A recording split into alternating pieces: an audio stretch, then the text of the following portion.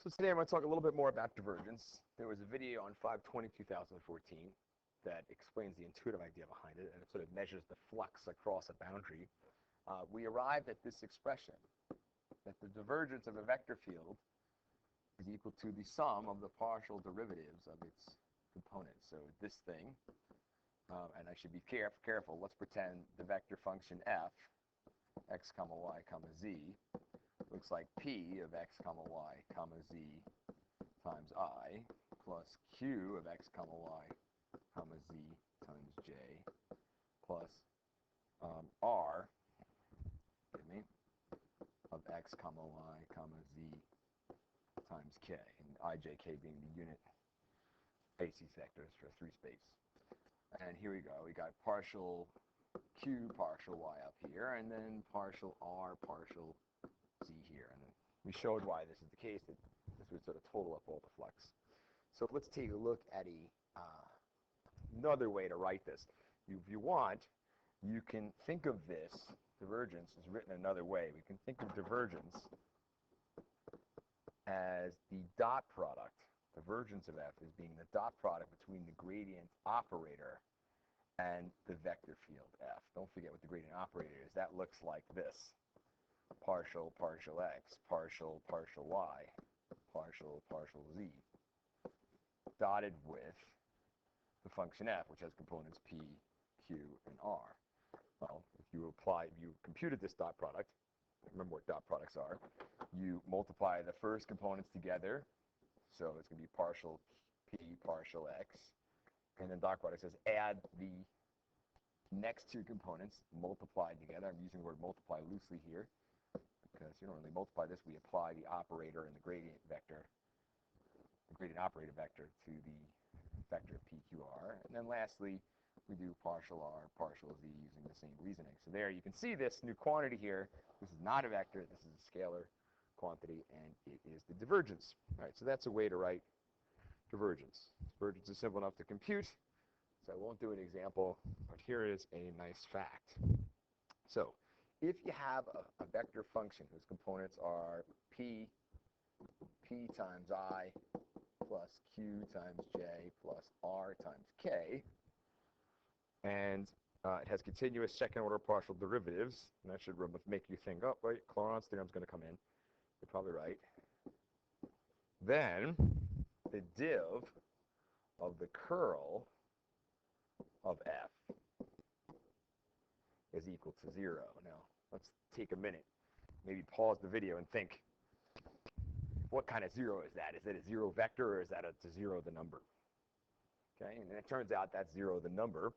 That's because the div of some quantity would always give a scalar value. So this is just 0 the number, it's not 0 the vector. Okay, so how do we do this? Well, we need to remember our definition of curls. Our definition of curl was the gradient operator crossed with the vector function f. And then what we're going to do is, after getting that expression, we want to dot that with the gradient. All right, so I'm going to save ourselves a little bit of time here. In earlier videos, we computed this quantity, and it turns out to always be this, right? It's partial r partial y minus partial q partial z times I, right? That's that piece. And then we got to keep doing the rest of them, okay? And we're going to dot it by this thing. Its first component is going to be partial x. So there you go, right? And, well, we'll do this in pieces, actually. We'll forget about that for now. Okay, let's just worry about the curl. The next part of the curl is going to be plus partial p partial z. P is going to look like an r, so we're going to be careful with that later. Partial p partial z minus partial r partial x. And then lastly, that's times j, by the way. And then you have plus k times this piece. Partial q partial x minus partial p partial y. All right, that whole vector now, this is vector ijk, that whole expression now is going to get dotted with the gradient vector. or the gradient operator vector, that thing. So it's going to be partial x, partial y, and then partial z. So if we dot these things together, dot that whole expression, we end up with this.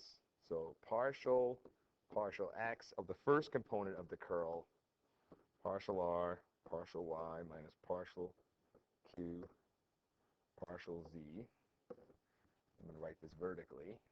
Plus, it's going to be partial y times the second component of the curl, partial p, partial z minus partial r, partial x. And I'm just executing what the dot product says. It takes you take the two x components of the two vectors you're dotting together, and you multiply them as scalar quantities, and that becomes the first part of your sum. And then you take the two y components, the two second components of your vector functions, you multiply them together as scalar quantities, and you add that on. And then here we go, plus the last piece, same reasoning, the third component of each of the vectors, partial z of the first one, and the third component of the curl is partial q, partial x, minus partial p, partial y. Okay, so there we go. We're ready. And once you have that, we're going to start simplifying some things. So it's sort of like, it sounds like it's distributing. You're applying this vector operator to both components here, and you're going to do that here, and you're going to do that here also. Okay? So what do we end up with? We end up with this expression, partial squared partial r over partial x partial y. That comes from this pair. Okay? And then we're going to proceed in that fashion. So the next one will be this times this will be partial squared q over partial x partial z. So it'll be minus partial squared q over partial x partial z. And I'll warn you to be careful with your plus and minus signs here. So here's what happens next. Plus partial squared p over partial y partial z minus partial squared r over partial y partial x. And here we go. We keep on moving along here. And then we got partial squared q over partial z partial x. You're probably looking at this thinking, I hope some of these things are equal. Well, they will be, because I said, even though I didn't write it on the board here, I said that, remember, this thing has continuous second-order partial derivatives. So I've given you that hint. Hey, Clairaut's theorem is probably going to matter at some point. Okay? And so that's what we have so far. All right, let's make sure I don't lose track of a term here. And then we have partial squared p over partial z partial y. All right, so let's look around and see what we notice. Well, I'll circle some terms. So take a look at this term here, partial r squared. Do we have another one of those? We do. They have, the denominator is in the opposite order. You have partial derivatives in different order. But since the second order partial derivatives are continuous, as they claimed, Clairaut's theorem tells us that these two expressions will have the same value, and therefore are going to be equal to 0 when you add them together. How about this one? Here is partial squared q, partial dx, partial z. And here it is in the opposite order, but again, those are equal, so they'll cancel to 0. And then let's hope for the best, and I think we're going to get it. Look at that, and look at that. Sure, different order, but they're going to equal 0. So we're all said and done here. We've added a bunch of scalar quantities and gotten the number 0. So this proves that the divergence of the curl of a vector field is always equal to the scalar quantity 0. A fun fact. Thanks for watching.